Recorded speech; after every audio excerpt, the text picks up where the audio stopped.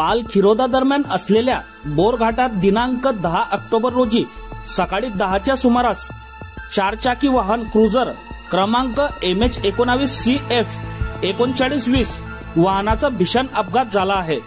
भुसावळ तालुक्यातील अंजनसोंडे येथील नागरिक पाल येथे नियोजित शेतकरी मेळाव्यात जात असताना चालकाच्या वाहनावरील नियंत्रण सुटल्याने हा अपघात झाला।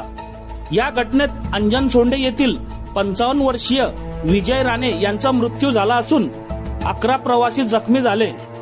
मिळालेल्या माहितीनुसार बोरघाटातील वळणावर क्रुझरचे नियंत्रण सुटल्याने वाहन रस्त्याच्या कडेला घसरले आणि झाडाला धडकून उलटले। मार्गावरील जाणाऱ्या नागरिकांनी तातडीने धाव घेत जखमींना बाहेर काढले।